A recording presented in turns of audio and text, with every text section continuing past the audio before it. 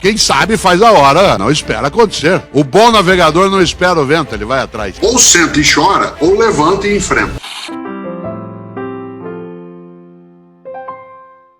Nós não somos imortais, mas nós podemos ser eternos. E a nossa eternidade, ela se garante na nossa obra, na nossa esperança, no nosso desejo de, como foi aqui lembrado, investir 100% de esforço se houver 1% de chance.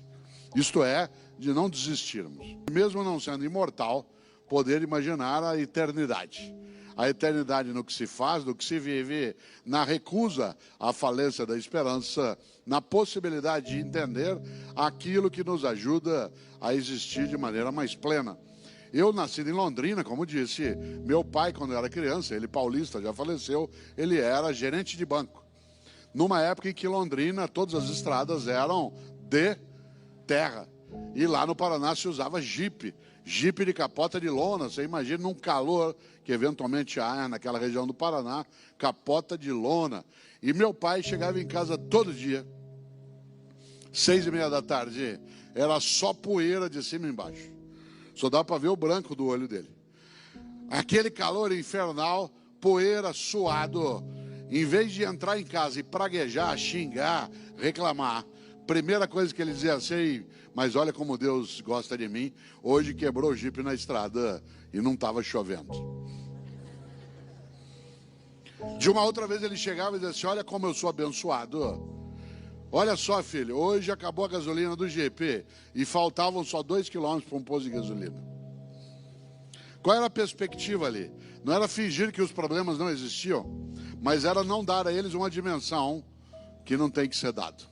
Isto é, quando você olha uma porta, você sabe que ela tem fechadura e maçaneta.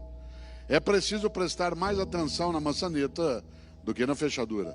Embora quem quer abrir uma porta não pode desconsiderar que ela tem uma fechadura. Mas há pessoas que ficam tão obcecadas pela fechadura que não enxergam nunca a maçaneta e aí não abrem o que pode ser aberto. E nesse sentido, claro, a ideia de uma capacidade de ter a percepção do não desistir, de ir buscar, de procurar, é algo decisivo. Na vida é preciso ter esperança, mas tem que ser esperança do verbo esperançar. Porque tem gente que tem esperança do verbo esperar. E esperança do verbo esperar não é esperança, é espera. Eu espero que dê certo, espero que resolva, espero que aconteça. Isso não é esperança, é espera. Esperançar é ir atrás, é se juntar, é não desistir. Esperançar é ter uma postura ativa em relação àquilo que pode, inclusive, nos perturbar, como perturba estando vivo. Eu gosto muito de lembrar de uma situação que vivi há uns 5 anos em São Paulo. Estava eu num congresso da área de enfermagem. E quando terminou, havia um debate. 2.000 enfermeiras num espaço. E aí uma enfermeira, a hora que terminou a atividade, que ela veio para o debate, ela perguntou, pegou o microfone e fez uma pergunta que um filósofo gosta de responder. Ela virou e falou assim: professor, o que o senhor quer que fale sobre o senhor no seu velório? Pergunta funda. E eu aí dei uma volta, fui a Platão, Aristóteles, Heráclito, Parmênides, Anaxágoras, Anaxímenes, Pitágoras, Zenão. Falei, eu vou pegar essa enfermeira na volta, ela vai ver. Fui dando uma volta. Na hora que eu terminei, virei para ela e falei assim: e você? O que você quer que fale de você no teu velório? Ela falou, quero que fale assim: nossa, ela está mexendo.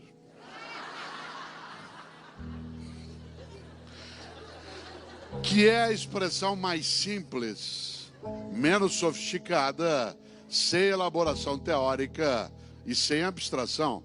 Afinal, o que é que um ser vivo deseja? Permanecer vivo. Se essa vitalidade nos honra, se essa vitalidade ainda é digna, se essa vitalidade não nos machuca. Nesse sentido, é claro que o sentido da vida se coloca na possibilidade de tê-la naquilo que ela pode ser de plenitude, naquilo que impede, algo decisivo. Quando você é jovem, como há vários aqui, para você chegar a 60, 70, demora. Quando você tem 20 anos, alguém de 60 anos já está perto do check-out. Quando você tem mais de 60... Outro dia eu fui renovar meu cartão de crédito, que já estava bem antigo, o cartão de crédito, renovei. E aí fui fazer uma compra na internet e naquele momento da compra em que você tem que colocar a data de validade do cartão de crédito, eu quase fiquei meditando, meu cartão tem mais validade que eu. Quando teu cartão tem mais validade que você, é preciso pensar. Minha mãe, 86 anos de idade, domingo retrasado, estava eu caminhando na praça com a minha mulher, aí encontrei com ela, fim de tarde. Ela falou, filho, eu estava agora lá na igreja, sabe o que uma velhinha me falou? Eu falei, mãe, defina a velhinha. A senhora tem 86 anos. Ela falou, deve ter uns 88, por aí. A vida é muito curta para ser pequena. E quando é que você e eu apequenamos a vida? Quando a gente tem uma vida banal, fútil, superficial, inútil, morna, descartável. Um grande pensador gaúcho tem uma frase de uma clareza, só não entende quem não quer. Disse ele, a única coisa que você leva da vida é a vida que você leva. A única coisa que você leva da vida é a vida que você leva, não é a vida que te leva. É a vida que você leva. Com a tua condição, com a tua esperança, com a tua turbulência, com a tua dificuldade, mas sem acovardar-se, sem desistir, sem entregar. Interessante. Essa expressão de Aparicio Torelli, a única coisa que você leva da vida é a vida que você leva, ela se aproxima um pouco do grande poeta gaúcho, que é aquele sim que eu admiro mais, Mário Quintana, um homem estupendo. Todos esses que aí estão atravancando o meu caminho, eles passarão, eu passarinho. Todos esses que aí estão atravancando o meu caminho, eles passarão, eu passarinho. Mário Quintana, um homem genial. Ele tem uma trova que eu vou fazê-la para você e eu não esquecemos. Ele diz, um dia pronto, me acabo. Seja o que tem de ser.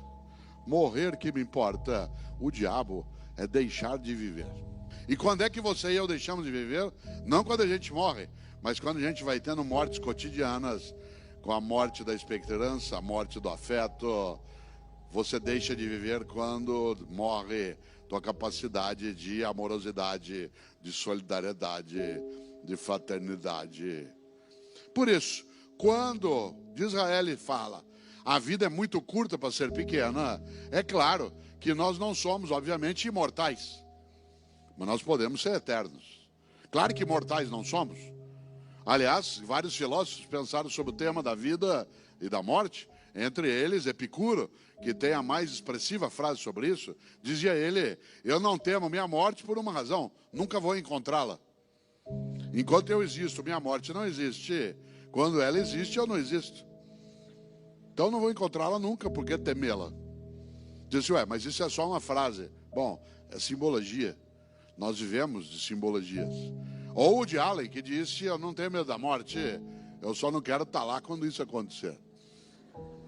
Ou Chico Anísio, que dizia, eu não tenho medo de morrer, eu tenho pena. Claro, o Ariano Suassuna, nosso grande, especial, intelectual, que dizia que chamava a morte de cã, de demônia. Claro que ele estava falando ali não da morte que um dia já o levou, mas da vida que podia ser banal, fútil. E é claro que Ariano Suassuna continua vivo na sua obra, no seu projeto. Cada vez que um de nós assiste o Alto da Compadecida, vive ele outra vez? Claro.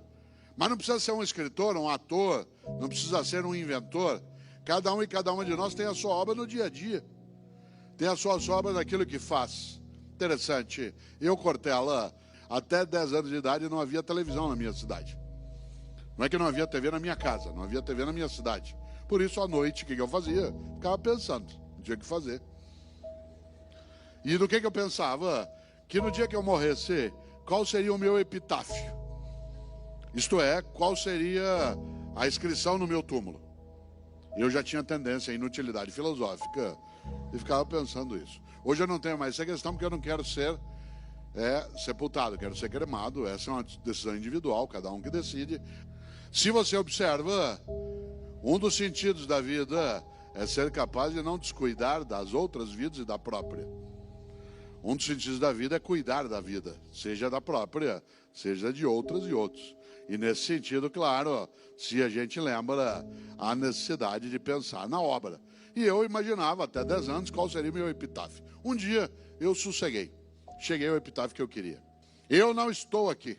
Se você imagina, a expressão eu não estou aqui é um sinônimo daquilo que aqui é sempre lembrado, de que nós não somos mera materialidade que se encerra com o perecimento de uma biologia.